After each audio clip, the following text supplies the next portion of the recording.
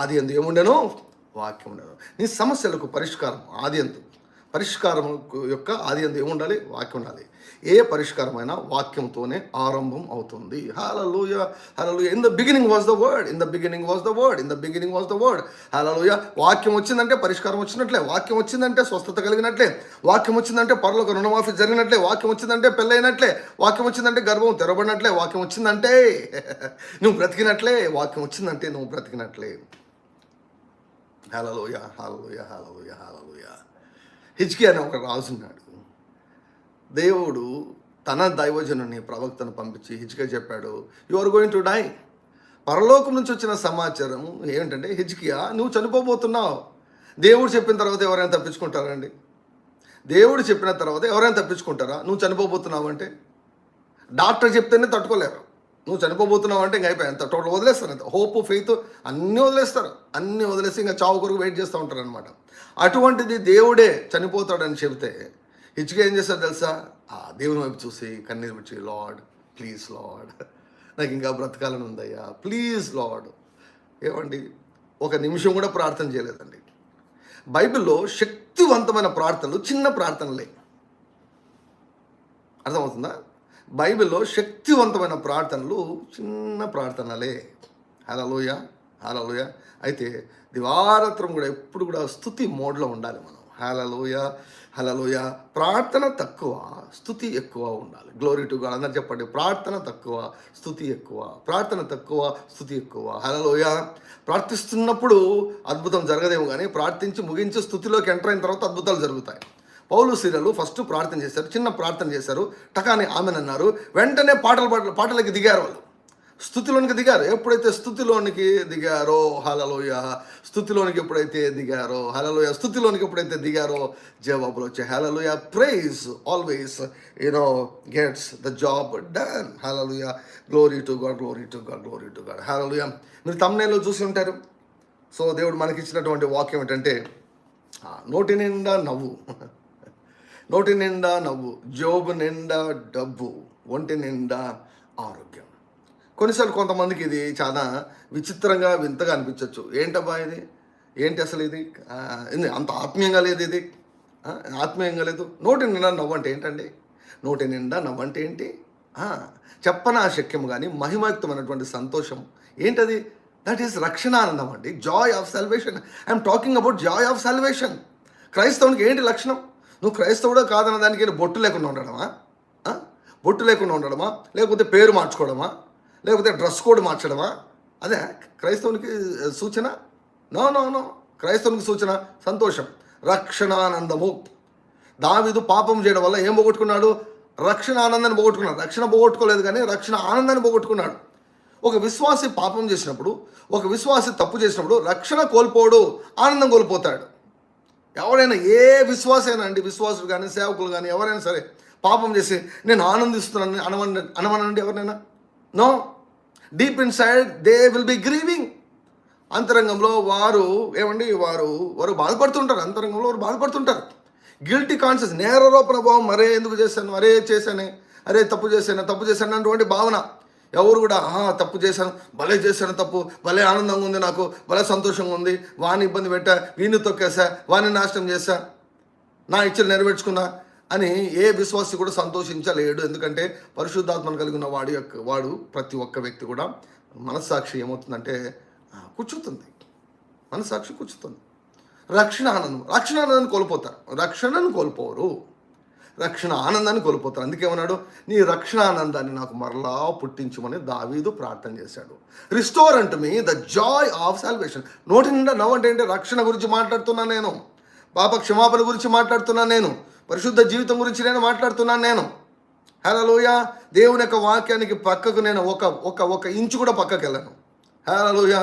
దేవుని యొక్క వాక్యానికి ఒక ఇంచు కూడా పక్కకు వెళ్ళను. I will be in the centre of the word of God. That's why I'm very bold. ధైర్యంగా చెప్తాను నేను వాక్యం. ఎవరికైనా చెప్తాను, ఎవరితో అయినా నేను చెప్తాను, ఎవరికైనా జవాబు చెప్తాను నేను.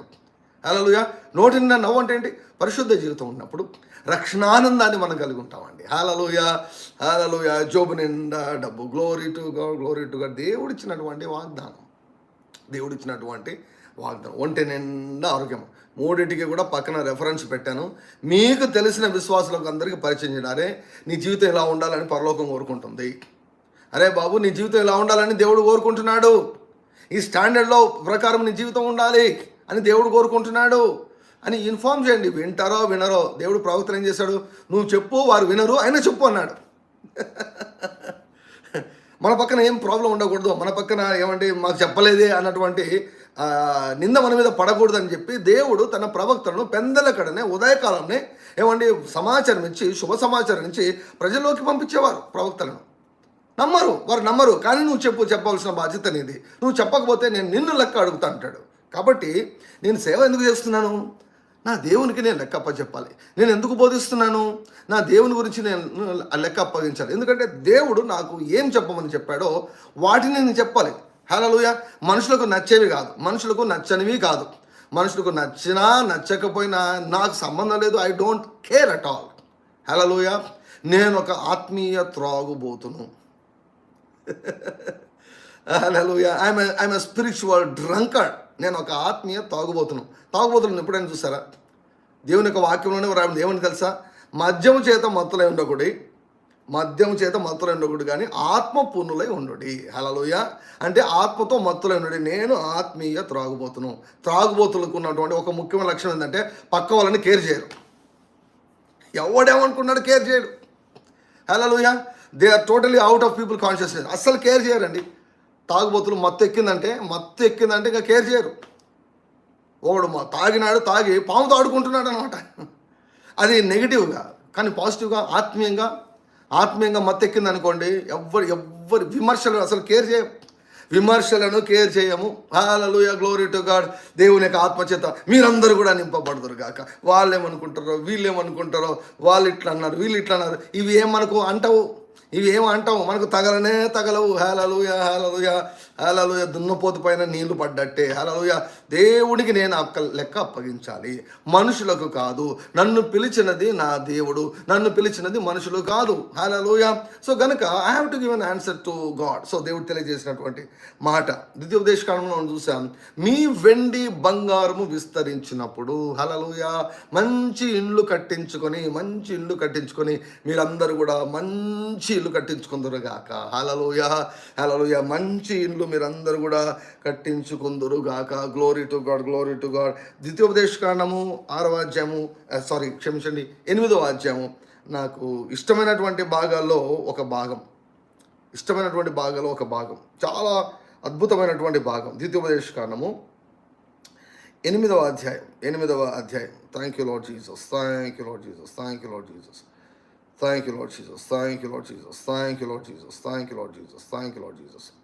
Glory to God. Hallelujah. Thank you, Lord Jesus. ద్వితీయోపదేశకాండము 8వ అధ్యాయం మొదటి వచనం. ద్వితీయోపదేశకాండము 8వ అధ్యాయము మొదటి వచనం. Thank you lord. మీరు 1వ వచనం, మీరు బ్రతికి అభివృద్ధి నొంది యెహోవా మీ పితరులతో ప్రమాణం చేసిన దేశమునకు పోయి దానిని స్వాధీనపరచుకున్నట్లు నేడు నేను నీకు ఆజ్ఞాపించిన ఆజ్ఞలన్నింటినీ అనుసరించి నడుచుకునవలెను. మరియు నీవు ఆజ్ఞలను గైకొందువో లేదో నిన్ను శోధించి నీ హృదయంలో ఉన్న తెలుసుకుంటకు నిన్ను అనచు నిమిత్తమును అరణ్యంలో ఈ 40 సంవత్సరములు నీ దేవుడైన యెహోవా నిన్ను నడిపించిన మార్గం అంతటినీ జ్ఞాపకము చేసుకునము. ఆహారం వలనే గాక యెహోవా సెలవిచ్చిన ప్రతి మాట వలన నరులు బ్రతుకుదురని నీకు తెలియజేయటకు ఆయన నిన్ను అణచి నీకు ఆకలి కలుగజేసి నీవే గాని నీ పితరులే గాని ఎన్నడెరుగని మన్నాతో నిన్ను పోషించెను. హల్లెలూయా.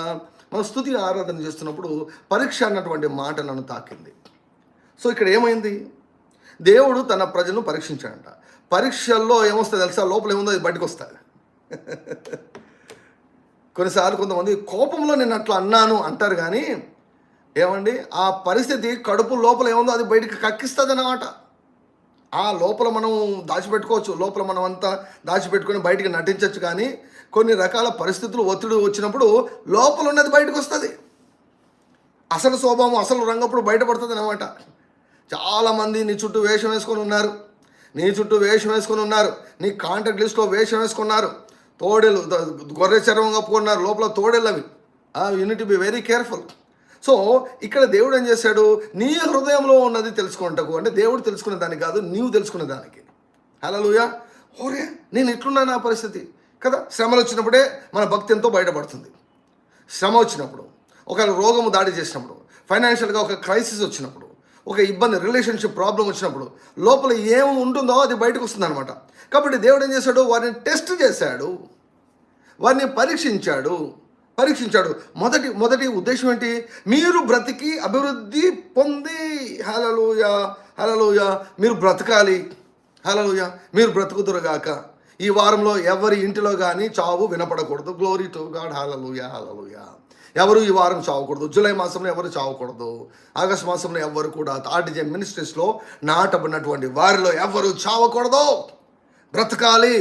బ్రతికి ఏం చేయాలి, చస్తా బతుకుతూ ఉన్నామంటారు కొంతమంది. ఎలా ఉన్నారంటే చస్తా బతుకుతూ ఉన్నాం, చావలేక బ్రతకలేక ఉన్నామంటారు. కానీ అది దేవుని యొక్క ప్లాన్ కాదు. దేవుని యొక్క ప్లాన్ ఏంటి, మీరు బ్రతికి, హల్లెలూయా, అభివృద్ధి నొంది. అభివృద్ధి దేవుని యొక్క చిత్తము. గ్లోరీ టు గాడ్, హల్లెలూయా.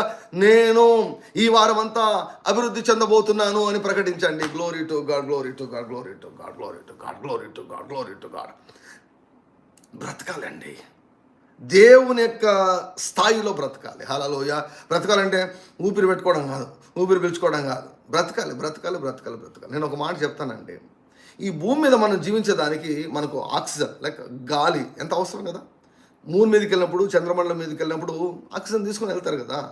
ఆ స్పేస్ సూట్ అన్నటువంటిది వేసుకొని వెళ్తారు. అందులో వారికి ఆక్సిజన్ అంతా కూడా ఉంటుంది. ఎక్కడికో ఎందుకండి, ఏదైనా మా దగ్గర తాడిపత్రి దగ్గరలో బెలూన్ కేవ్స్ ఉన్నాయి. బెలూన్ కేవ్స్ కొంచెం లోపలికి వెళ్ళామంటే అక్కడ వాళ్ళు ఆక్సిజన్ రిలీజ్ చేస్తుంటారు. లోపల ఆక్సిజన్ తక్కువ అయితే ఆయాసం వస్తుంది అనమాట. సో ఈ లోకంలో మనం బ్రతకాలంటే మనకు ఆక్సిజన్ కావాలి కదండి, ఆక్సిజన్ కావాలి. ఒకసారి ఆలోచించండి, ₹1 డబ్బు లేకుండా నీవు భూమి మీద ఉన్నావనుకో, బ్రతుకుతావా? డబ్బులను విమర్శించే వారికి, డబ్బుల గురించి బోధన విమర్శించే వారికి ఒకటే ప్రశ్న, మీరు డబ్బులు పెట్టుకోవద్దు, మీ ఇంట్లో డబ్బులు పెట్టుకోవద్దు, మీరు డబ్బుల కోసం పని చేయొద్దు, డబ్బుల కోసం ఉద్యోగాలు చేయొద్దు, డబ్బు కొరకు కూలి చేయొద్దు, డబ్బులు సంపాదించేదానికి ఏం చేయొద్దు. ఎందుకు డబ్బులు మీకు? డబ్బులు ఎందుకు మీకు? డబ్బులు లేనటువంటి కుటుంబాన్ని ఊహించండి, డబ్బులు లేనటువంటి పురుషుని ఊహించండి, డబ్బులు లేనటువంటి స్త్రీని ఊహించండి. ఏం చేయగలరండి భూమి మీద? డబ్బులు లేకుండా ఏమైనా చేయగలరా? బట్ట కూడా అండి, బట్టలు కొనుక్కోవాలన్నా నేను కొనుక్కొని ఎవరో ఒకరు ఇస్తారంటే వాళ్ళైనా కొనుక్కోవాల్సిందే కదా. డబ్బులతోనే కదా, డబ్బులే కదా. Money is power in this world. ఈ లోకంలో మనం బ్రతుకుటకు గాలి, ఆక్సిజన్ ఎంత అవసరమో డబ్బు కూడా అంతే అవసరం. ఆక్సిజన్ లేకపోతే ఎంత తనకలాడతాం మనము. చేపను నీళ్ళ నుంచి బయటకు తీసుకొస్తే గిల్ల కొట్టుకుంటుంది. ఆక్సిజన్ లేకపోతే ముక్కు మూసుకోండి కొన్ని నిమిషాలు ఇట్లా. ప్రాణాయామం చేసేటప్పుడు ఏమండి కాసేపటికే వదిలేస్తారు మళ్ళీ. అంటే ఆక్సిజన్ ఎక్కువసేపు లేకుంటే తట్టుకోలేమన్నమాట. డబ్బు కూడా అంతే కదా. ఎందుకు కష్టపడుతున్నావు నీ జీవితంలో? ఎందుకు చస్తూ బ్రతుకుతున్నావు? You don't have sufficient money. పేదరికం ఏలుతా ఉంది, నువ్వు ఏలడంలా. యేసు ప్రభు ఏలడంలా, నీ కాపరి నిన్ను ఏలడంలా. పేదరికం నిన్ను ఏలుతూ ఉంది, కొరత నిన్ను ఏలుతూ ఉంది, అప్పులు నిన్ను ఏలుతూ ఉన్నాయి. ప్రతి నెల మొదటి వారం ఈఎంఐలు ఏలుతూ ఉన్నాయి. అందుకే దేవుడు నా ద్వారా బోధిస్తున్నాడు. జోబు నిండా డబ్బు. బ్రతకడం అన్నది దేవుని చిత్తం, అభివృద్ధి అన్నటువంటిది దేవుని యొక్క చిత్తం. సో అయితే వీరిని ఒక మార్గం గుండా దేవుడు నడిపిస్తున్నాడు. అరణ్య మార్గం గుండా దేవుడు నడిపిస్తున్నాడు. 3 స్థాయిలు ఉంటాయి, ఇప్పుడు కూడా గుర్తుపెట్టుకోండి. దిస్ వీక్, హోల్ వీక్, ఈ వారం అంతా ఇదే. ఏమండి, నోటి నిండా నవ్వు, జోబు నిండా డబ్బు, ఒంటి నిండా ఆరోగ్యం. వీటిలో జోబు నిండా డబ్బు గురించి నేను మాట్లాడబోతున్నా. గ్లోరీ టు గాడ్, హల్లెలూయా. ఏ విశ్వాస జీవితంలోనూ 3 స్థాయిలు ఉంటాయి. ఐగుప్తు జీవితము, అరణ్య జీవితము, కనాను జీవితము. Life in Egypt, life in the wilderness, life in Conan. Hallelujah. Promised land. Hallelujah. Glory to God. ఐగుప్తులో కొరత, అరణ్యంలో ఏ రోజుకు ఆ రోజు, కనానులో సమృద్ధి. 3 తరాలు కావాల్సినటువంటి ఆస్తి కనానులో. విశ్వాస జీవితంలో కూడా 3 స్టేజ్లు ఉంటాయి. ఐగుప్తులో కొరత, చాలామంది విశ్వాసులు ఐగుప్తులో ఉన్నారు, ఇంకా ఐగుప్తులోనే ఉన్నారు. ఇంకా ఐగుప్తులోనే ఉన్నారు. అప్పుల చేత ఏలబడుతున్నారు, ఈఎంఐల చేత ఏలబడుతున్నారు, లోన్ల చేత ఏలబడుతున్నారు, ఆర్థిక సమస్యల చేత ఏలబడుతున్నారు. అడుగుతున్నారు ప్రార్థన, మాటికి ప్రార్థన, ప్రభు అప్పులు తీర్చు ప్రభు, అప్పులు తీర్చు ప్రభు, అప్పులు తీర్చు ప్రభు, అప్పులు తీర్చు ప్రభు చేస్తున్నాం. సంవత్సరాల తరబడి చేస్తున్నాం, మార్పు లేదు. సో చేంజ్ ఇట్, మార్చేసాయి, ప్రార్థన మార్చేసాయి. వర్కౌట్ కాలేదు అది. Listen to the word of God. దేవుని యొక్క వాక్యాన్ని విను, దేవుని యొక్క వాక్యాన్ని విను. దేవుని యొక్క వాక్యం వింటే నువ్వు డబ్బు కొరకు ప్రార్థన చేయవు. పిలుస్తావు డబ్బులు రమ్మని, ఆజ్ఞాపిస్తావు డబ్బులు రమ్మని. నువ్వు పిలిస్తే డబ్బులు వస్తాయి నీ దగ్గరికి. గ్లోరీ టు గాడ్, హల్లెలూయా. ఐగుప్తు జీవితంలో కొరత ఉంటుంది, అరణ్య జీవితంలో ఏ రోజుకు ఆ రోజు. కనాను జీవితంలో సమృద్ధి, తరతరాలకు సరిపడే సమృద్ధి కనాన్లో ఉంటుంది. ఐగుప్తులో ఉన్నావా, లేకపోతే అరణ్య జీవితంలో ఉన్నావా, లేకపోతే సమృద్ధిలో ఉన్నావా? అరణ్య జీవితం అంతా పరీక్షలే. అక్కడ దేవుని పైన ఆధారపడితే ఏ రోజుకు ఆ రోజు గడుస్తుంది. కానీ అది నీ గమ్యం కాకూడదు. జీవితకాలం అంతా అలా జీవించాలని దేవుడు ఏమాత్రం కూడా కోరుకోవడం లేదు. సమృద్ధిలోనికి నువ్వు ప్రవేశించాలని కోరుకుంటున్నాడు. కాబట్టి ఇక్కడ ఏమంటున్నాడు, మీరు బ్రతికి అభివృద్ధి నొంది యెహోవా మీ పితరుల్లో ప్రమాణం చేసిన దేశమునకు పోయి దానిని స్వాధీనపరచుకోనండి. హల్లెలూయా. అరణ్య జీవితంలో ఓన్లీ మన్నానే, రోజు మన్నానే. వాళ్ళ భాష ప్రకారం మాట్లాడితే చవి సారం లేని మన్నానే రోజు కూడా. కానీ దేవుడు ఏమన్నాడు, కనాన్లోకి వెళ్ళిన తర్వాత మీరు మాంసం తినచ్చు అన్నాడు. కనాన్లోకి వెళ్ళిన తర్వాత మీకు ఇష్టం వచ్చినట్టు తినండి, తృప్తిగా తినండి. కానీ ఇక్కడ మాత్రం డిసిప్లిన్, ఇక్కడ నేర్చుకోవాలి. ఇది పరీక్ష సమయము, విశ్వాసము పరీక్షించబడే సమయము, నా పైన మీరు ఆధారపడాలి అని అరణ్య మార్గం కూడా నడిపించారు. చాలామంది విశ్వాసులు ఐగుప్తులో ఉన్నారు, కొంతమంది విశ్వాసులు అరణ్య జీవితంలో ఉన్నారు, చాలా కొద్ది మంది కనాన్లోకి ఎంటర్ అయి కూర్చొని ఉన్నారు, సెటిల్ అయి ఉన్నారు. God wants you to enter in to the promised land. Hallelujah. మంచి ఇల్లు కట్టించుకొని మీ వెండి బంగారము విస్తరించినప్పుడు దేవుడి యొక్క మాటలు మన వెనుకలో ఫలింపచేయునుగాక. మంచి ఇండ్లను మీరు పొందుకుందరుగాక. ఆర్థికపరమైనటువంటి ఆశీర్వాదంను మీరు పొందుకుందరుగాక. యెహోవా ఆశీర్వాదం ప్రబలమై మీ జీవితంలో వ్యాపించునుగాక. ఎందుకంటే యెహోవా ఆశీర్వాదం పనిచేస్తే దరిద్రత రాదు, ఐశ్వర్యం వస్తుంది. హల్లెలూయా, హల్లెలూయా, హల్లెలూయా. యెహోవా ఆశీర్వాదం పనిచేస్తే ఏమొస్తుంది? అప్పులు రావు, అప్పుల నుంచి విడుదల కలుగుతుంది. May the blessing of the lord prevail in your life in the name of Jesus Christ of Nazareth. ఆశీర్వాదం తీసుకుందాం. మన ప్రభువైన యేసుక్రీస్తు వారి యొక్క కృపయు, తండ్రి అయిన దేవుని యొక్క ప్రేమయు, పరిశుద్ధాత్మ యొక్క అన్యోన్య సహవాసం, లైవ్ ద్వారా వీక్షిస్తున్నటువంటి ప్రియులకు, ఆర్డీజే మినిస్ట్రీస్లో నాటబడినటువంటి ప్రతి కుటుంబానికి, స్తుతి సైనికులకు, లోకంలో ఉన్న సకల పరిశుద్ధులందరికీ, మన ముఖ్యంగా ఇశ్రాయేలులకు అందరికీ కూడా ఈ వారం అంతయు తోడై ఉండును గాక. Amen, amen, amen, amen. God bless you. Have a blessed and prosperous rich week in Jesus' mighty name. Glory to God. Amen.